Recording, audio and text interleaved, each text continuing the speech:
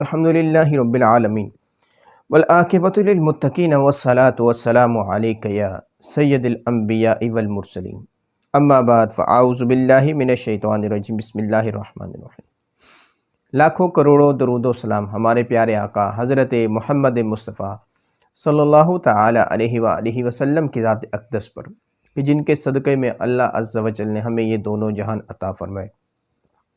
فرمان مصطفیٰ صلی اللہ تعالی علیہ وآلہ وسلم ہے، جس نے مجھ پر 10 مرتبہ درود پاک پڑھا، اللہ تعالیٰ اس پر 100 رحمتیں نازل فرمائے گا۔ ایک مرتبہ تمامی احباب جو اس ویڈیو کو ملاحظہ فرما رہے ہیں مل کر درود شریف کا نذرانہ پیش کر لیجئے۔ اللہم صلی علی سیدنا و نبینا و مولانا محمد مادن الجود والکرم وآلہ وبارک وسلم وسلم علیہ۔ آج ایک بہترین عمل آپ کی خدمت میں ہم لے کر حاضر ہوئے ہیں، اور یہ عمل بیماروں کے لیے انتہائی بہترین عمل ہے۔ وہ احباب جو اکثر اور بیشتر بیمار رہتے ہیں، بیماری کی حالت میں ان کی زندگی کا ایک طویل عرصہ گزر چکا ہے، اور ان کی یہ خواہش ہے کہ اللہ تعالیٰ ان کو ایک ایسی صحت دے کہ وہ اللہ تعالیٰ کی عبادت کر سکیں، اللہ تعالیٰ کے احکامات پر عمل کر سکیں، لیکن بیماری چونکہ اس قدر شدید ہے کہ وہ ان کو اٹھنے ہی نہیں دیتی۔ تو آج آپ کے لیے ایک ایسا بہترین عمل نبی کریم صلی اللہ تعالی علیہ وآلہ وسلم کا بتایا ہوا عمل ہم عرض کرنے کی کوشش کریں گے۔ آپ نے عمل کو انتہائی توجہ کے ساتھ ویڈیو کو شروع سے آخر تک دیکھنا ہے، تاکہ عمل کو کرنے میں آپ کے لیے کسی قسم کا کوئی تردد نہ ہو اور کسی قسم کی کوئی مشکل پیش نہ آئے کہ آپ نے درمیان سے عمل شروع کر دیا، درمیان سے ویڈیو کو دیکھا، آخر سے ویڈیو کو دیکھا، اور شروع میں ہم نے عمل جو بتا دیا تھا وہ آپ نے نہیں سنا اور آپ نے عمل کر لیا، تو اس سے آپ کو عمل مکمل فائدہ نہیں دیتا۔ حضرت سیدنا ابو ہریرہ رضی اللہ تعالی عنہ سے روایت ہے کہ سرکار مدینہ راحت قلب و سینہ صلی اللہ تعالی علیہ وآلہ وسلم نے فرمایا کہ جہاد کیا کرو،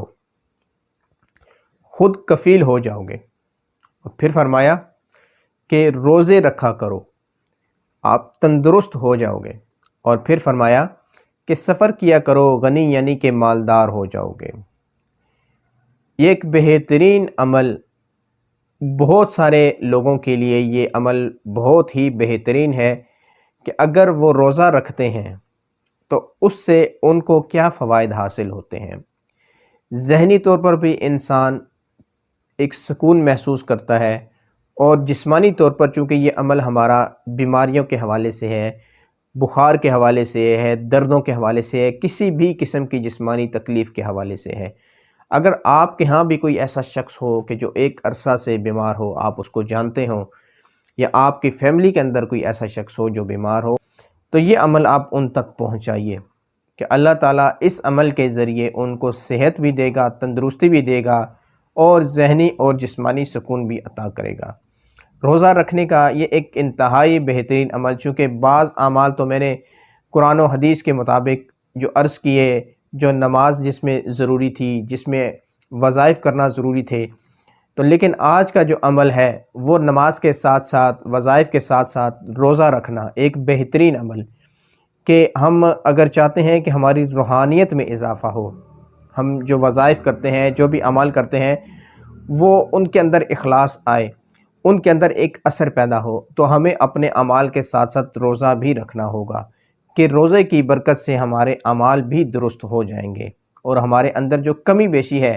کسی قسم کی اگر کوئی برائی ہے تو اللہ تعالیٰ اس کو بھی نکال دے گا۔ اللہ عز و جل سے دعا کرتے ہیں کہ یا اللہ عز و جل جو ہم نے بیان کیا اس کے اوپر عمل کرنے، اس کو دوسروں تک پہنچانے کی سعادت نصیب فرمائے۔ اس کے پڑھنے میں اگر کوئی غلطی ہوئی تو معاف فرمائے۔ السلام علیکم ورحمۃ اللہ وبرکاتہ۔